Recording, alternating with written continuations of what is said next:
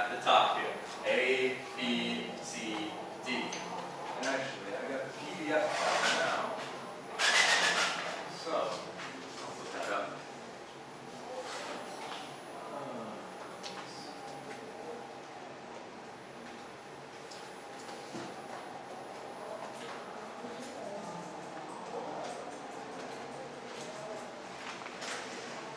Now, A, B, C, D.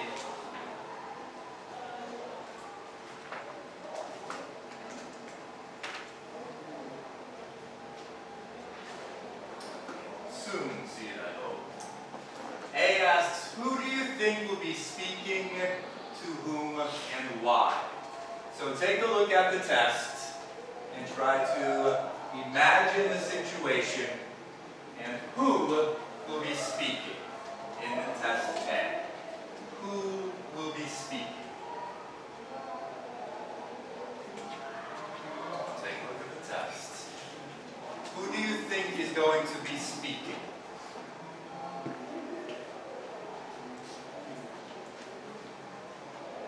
Well, let's take a look. Now, as we look at the test, its notes about Clark's bicycle hire. We have type, touring bike, rental, 50 pounds a week, or blank a day, late return fee. So, imagine the situation. Who is talking? Who is talking to who here? Client or a customer? Sounds like a customer is going to be talking to the person who works for a shop. What kind of shop? Yeah, a bicycle shop. So, a bicycle either seller or we see a couple words about rental. Maybe not a seller, but maybe a renter. Now, letter B there. Again, imagine the situation. Letter B asks you, where do you think they are talking? Where? Yeah, they could be talking at the shop. When I imagine this, that's what I see. But, does it need to be the shop? Could they be talking to each other a different way? A different way. Yeah, by what? They might be talking by telephone as well. In section 1 of the listening test, you will almost always hear a conversation between two people. Sometimes the situation is in real life. Other times, the situation is over the telephone. Now, letter C asks you to decide if this conversation will be formal or conversational. Formal or conversational? Well, let's make sure we understand formal. Formal is how you would speak to whom? Very formal is how you would speak to your boss,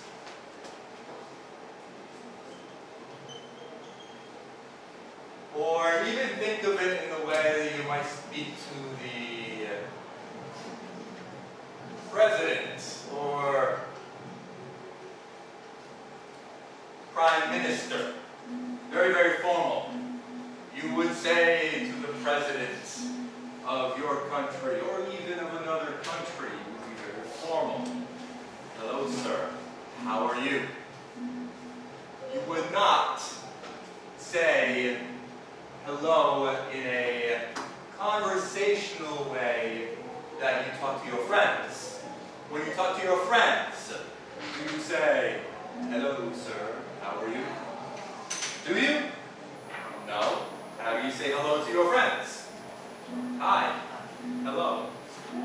Conversational. So conversational is how you would speak to friends, or even just normal people. Normal people you would meet every day. You just have a normal conversation.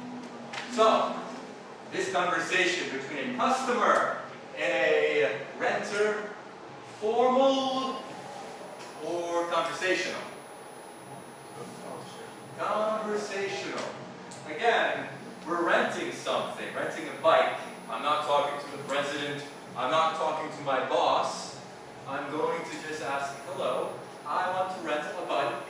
How much are the bikes? Conversational. Conversation English. So the words you hear will be common words. In part 1 of the test, usually the words you hear are very common words that we use every day. Now, the last one it asks you is letter D. What kind of information will you have to write? Now, this one might be a bit easy, because if we look at number 1, number 2, number 3, and number 6, what kind of answer are those going to be? Those are going to be numbers.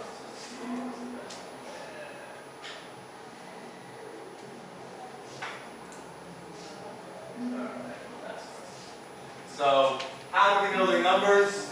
Well, 2 reasons. Look at number 1, number 2, number 3, number 6. How do we know it's a number? Yeah, the pound sign there. Something like that. You see the pound sign on all of those. So that's the first thing you should see that tells you this is going to be a number. Now, what other part of the test tells you that? Vocabulary. Rental, $50 a week, like a day. Rental price. Late return fee. A fee is an amount of money. Deposit is an amount of money. And insurance included, but must pay an amount of money. So the vocabulary would also tell you this is going to be an amount of money, a number. Now, the other ones are not going to be numbers. Take a look at number 4. First of all, what is the part of speech? Part of speech. Noun, verb, adjective, adverb. 5 pounds for blank. Pannier or handlebar type. Part of speech what? 5 pounds for noun. Pay money for a noun. So we know this is going to be a noun. Now, do you stop thinking about the noun? No. You need to predict what the answer could be. What kind of noun? Well, what are we going to be listening about? What? Bicycles. So, the nouns you should be thinking of should not be pizza, air conditioners, chairs. They should be nouns about a bicycle. Now, very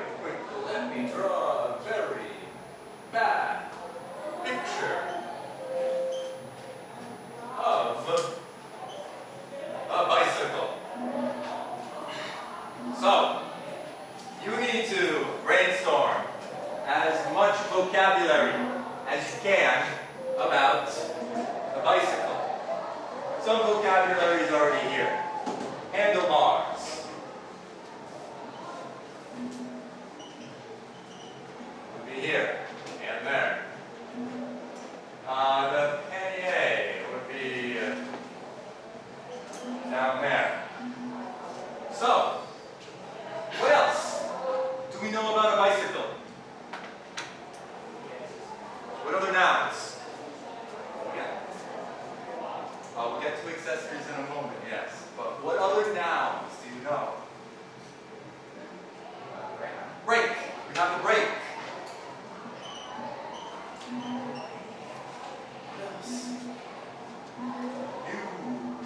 Bicycle. The wheels. Or another word for that, the tires of the bike. What's the noun here for your feet? Pedals.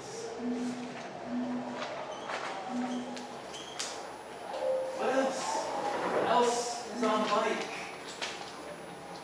Oh yeah, let me think about it. Forgot maybe one thing. Maybe you guys have it on some of your bikes, or maybe you have it back there. I know, I've seen the silver bikes everybody used to ride. You ride and you have to carry your books or food. Where do you put it? Basket, yeah, you can put it in a basket. Sometimes they have types of, over here, types of bags, basket. And come on, we can think of one more. What's probably the most important part of the bicycle, especially if you need to ride for a long time, you need to have a good seat for it to sit on. So your seat. So, as I keep reminding you, vocabulary is very important. You know you're going to be listening about a bicycle. You know it's going to be a noun about a bicycle. So you should be thinking of all the nouns you know about a bicycle. Now, is this all of them? No, no, no. You can think of more nouns when you get off your bike so it does not fall. The kickstand. When you leave your bike over there and you don't want somebody to steal it, what do you have? A lock. So, be thinking of all of these adjectives for number 4, because we have 1 and then number 5 as well. Another noun for that one. And yes, accessories. Accessories. You need to be thinking of an accessory. Now, what is an accessory? Well, it's something that you add to an item or a product. For example, the basket on your bicycle. Maybe you had to buy the basket and put it on your bicycle. When you buy your phone, it comes with some accessories. If you want to listen to your music quietly, it comes with earphones. So the earphones would be an accessory, something you add to your phone. So these are the types of things, especially for number 5. That's the kind of noun you would think. So number 5 probably won't be wheels or tires. You need tires and wheels to ride your bike. No wheels, your bike doesn't go. So number 5 will be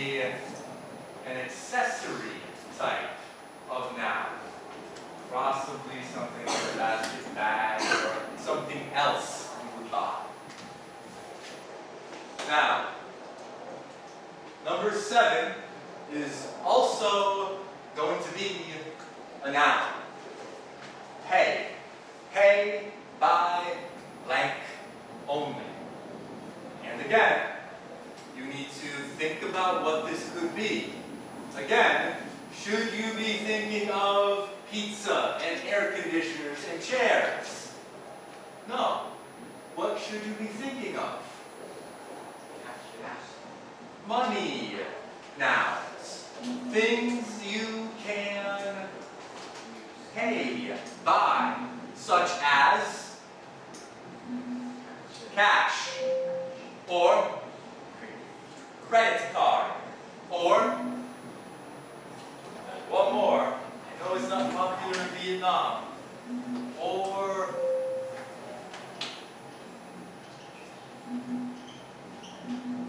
check. In Western countries, we have checks, a piece of paper that is connected to your bank, and you write out how much. So, when we are thinking of pay by blank only, you should be thinking cash, credit card, check. Those are probably going to be the answers. And we just need one of them only. Now, before we listen,